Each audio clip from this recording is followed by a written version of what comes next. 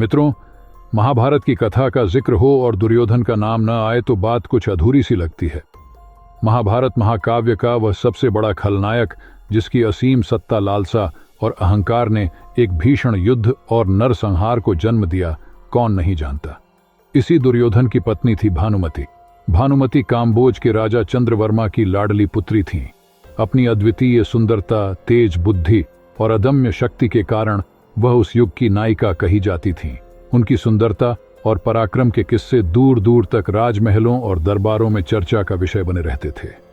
भानुमति के स्वयंवर का आयोजन उस युग का सबसे भव्य और चर्चित आयोजन था, जिसमें शिशुपाल, जरासंध, रुक्मी, वक्र, कर्ण जैसे महान योद्धा और राजा अपनी किस्मत आजमाने आए थे। दुर्योधन भी इस स्वयंवर में बड़े अरमान लेकर पहुंचा था। भानुमति जब अपनी दासियों और अंगरक्षकों के साथ हाथ में माला लिए दरबार में प्रवेश करती हैं, तो हर राजा की नजरें उन्हीं पर टिक जाती हैं। एक एक करके वह सभी राजाओं के सामने से गुजरती हैं, लेकिन जब दुर्योधन के सामने आई तो दुर्योधन ने मन ही मन चाहा कि भानुमति उसे ही वर के रूप में चुने। हालांकि भानुमति ने दुर्योधन को नजरअंदाज कर आगे बढ़ने का फैसला किया। दुर्योधन के अहंकार को यह बात सहन नहीं हुई। क्रोध से भरकर उसने भानुमति के हाथ से वरमाला छीन ली और अपने ही हाथों से उसे अपने गले में डाल ली। यह दृश्य देखकर दरबार में हड़कंप मच गया और सभी राजाओं ने तुरंत अपनी तलवारें खींच ली। दरबार का माहौल पल भर में ही युद्ध क्षेत्र में बदलने को तैयार था। इस अप्रत्याशित स्थिति में दुर्योधन ने भानुमति का हाथ पकड़ा और उसे महल के बाहर ले जाने लगा। गुस्साए राजाओं और योद्धाओं को चुनौती देते हुए उसने कहा, अगर भानुमति को मुझसे छीनना है तो पहले मेरे मित्र कर्ण को परास्त करके दिखाओ। यह चुनौती दरबार में गूंज उठी और सभी योद्धाओं ने कर्ण से भिड़ने का संकल्प लिया। कर्ण ने अपनी अद्वितीय युद्ध कला का प्रदर्शन करते हुए एक एक कर सभी को हरा दिया, लेकिन जरासंध, जो महान योद्धा और मगध का राजा था, कर्ण के सामने डट गया। दोनों के बीच यह भीषण युद्ध 21 दिनों तक चला। अंत में कर्ण ने जरासंध को भी परास्त कर दिया। इस हार को जरासंध ने सम्मानपूर्वक स्वीकार किया और अपने राज्य का एक हिस्सा मालिनी कर्ण को पुरस्कार स्वरूप दे दिया। यह जरासंध की पहली बड़ी हार मानी जाती है। इस तरह दुर्योधन ने बलपूर्वक भानुमति से विवाह कर लिया और उसे हस्तिनापुर ले आया। भानुमति, जो इस घटना से आहत और क्रोधित थी, शुरुआत में इसका विरोध करती रही, लेकिन दुर्योधन ने अपनी कार्रवाई को उचित ठहराते हुए कहा, भीष्म पितामह ने भी अपने सौतेले भाइयों के लिए अंबा, अंबिका और अंबालिका का हरण किया था। दुर्योधन के इस तर्क और अपने भविष्य की अनिश्चितता को देखते हुए भानुमति अंत में मान गई। इसी के साथ दोनों का विवाह संपन्न हुआ और भानुमति हस्तिनापुर की रानी बन गई। भानुमति न केवल अत्यधिक सुंदर और आकर्षक थीं, बल्कि उनकी तेज बुद्धि और शारीरिक ताकत भी अद्वितीय थी। उनके व्यक्तित्व की यह अनोखी विशेषता हस्तिनापुर में चर्चा का विषय थी। गंधारी ने सती पर्व में उल्लेख किया है कि भानुमति और दुर्योधन के रिश्ते में हंसी खेल में भी रोमांच भरा हुआ था। अक्सर वे दोनों कुश्ती खेलते और आश्चर्य की बात यह थी कि कई बार दुर्योधन भानुमति से हार भी जाता था।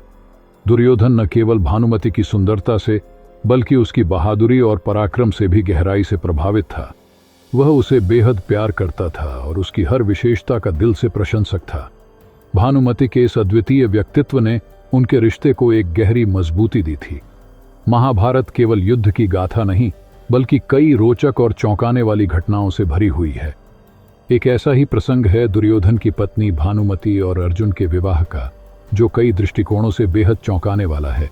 क्योंकि दुर्योधन और अर्जुन के बीच गहरी दुश्मनी थी, तो सवाल यह उठता है कि भानुमति, जो दुर्योधन की पत्नी थी, उसने अर्जुन से विवाह क्यों किया। आइए जानते हैं। भानुमति काम्बोज के राजा चंद्रवर्मा की अद्वितीय सुंदरता और गुणों से संपन्न पुत्री थी।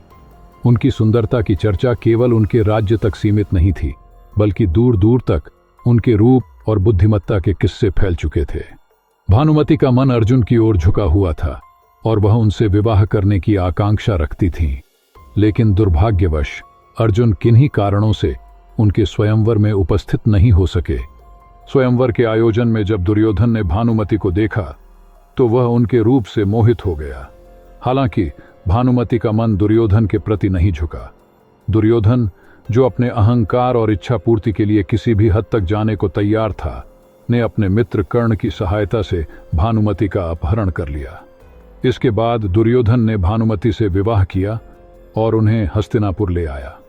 विवाह के बाद भानुमति और दुर्योधन के घर 2 संतानें पैदा हुईं, एक पुत्र लक्ष्मण और एक पुत्री लक्ष्मणा। लक्ष्मणा अपनी मां भानुमति की तरह ही अत्यधिक सुंदर और चतुर थी, और जैसे भानुमति के विवाह में घटनाएं अप्रत्याशित रूप से घटी थीं, वैसे ही कुछ खास लक्ष्मणा के विवाह में भी हुआ। जब लक्ष्मणा बड़ी हुई तो दुर्योधन ने अपनी पुत्री का विवाह कर्ण के पुत्र वृषसेन से करने का मन बनाया। इसके लिए उसने एक भव्य स्वयंवर का आयोजन किया, जिसमें यह पहले से तय था कि लक्ष्मणा किसे वरमाला पहनाएगी। लेकिन दुर्योधन की इस योजना को कृष्ण के पुत्र सांब ने नाकाम कर दिया। सांब ने स्वयं लक्ष्मणा से विवाह कर लिया, और इस प्रकार दुर्योधन की योजना धरी की धरी रह गई। दुर्योधन की मृत्यु के बाद भानुमति ने एक चौंकाने वाला कदम उठाया। उसने अर्जुन से विवाह करने का प्रस्ताव रखा, क्योंकि उसे यह चिंता थी कि उसके बच्चों के साथ भविष्य में दुर्व्यवहार हो सकता है, क्योंकि वे दुर्योधन की संतान थी। भानुमति चाहती थी कि उसके बच्चों को अर्जुन से सुरक्षा मिल सके, जो कि पांडवों के सबसे प्रभावशाली और शक्तिशाली योद्धा थे। यह प्रस्ताव भानुमति को श्री कृष्ण ने ही दिया था, जिनकी दूरदृष्टि और समझदारी ने भानुमति को इस कदम के लिए प्रेरित किया। श्री कृष्ण का यह सुझाव भानुमति के लिए एक रणनीतिक निर्णय था। भानुमति एक दूरदर्शी महिला थीं, जिन्होंने अपना दूसरा विवाह इस उद्देश्य से किया था कि भविष्य में कौरवों और पांडवों के बीच फिर से कोई रक्तपात या युद्ध न हो। वह चाहती थी कि परिवार के बीच की शत्रुता समाप्त हो और दोनों पक्षों के बीच शांति स्थापित हो। भानुमति का उद्देश्य था कि वह पूरे परिवार को एक बार फिर से एकजुट करे, ताकि वह कभी भी अपने बच्चों के भविष्य के लिए डर न महसूस करे। अर्जुन ने भानुमति का यह प्रस्ताव स्वीकार किया और उसे अपनी 8वीं पत्नी के रूप में अपनाया। इस निर्णय के बाद भानुमति ने कौरवों और पांडवों के बीच के घातक बैर को समाप्त कर दिया। ऐसा माना जाता है कि भानुमति ने अपनी समझदारी से वह गहरी शत्रुता दूर की, और इस कारण भानुमति के विवाह के बाद ही यह मुहावरा लोकप्रिय हुआ कि कंही की ईंट कंही का रोड़ा, भानुमति ने कुनबा जोड़ा। तो मित्रों, आज की वीडियो में बस इतना ही। अगर ये वीडियो पसंद आई हो तो इसे लाइक और शेयर जरूर कीजिएगा। यदि आप हमारे चैनल पर पहली बार आए हैं तो कृपया चैनल को सब्सक्राइब जरूर कीजिएगा। मिलते हैं फिर ऐसी ही एक और पौराणिक कथा के साथ। खुश रहिए, मस्त रहिए और अपना ख्याल रखिए। जय श्री कृष्ण।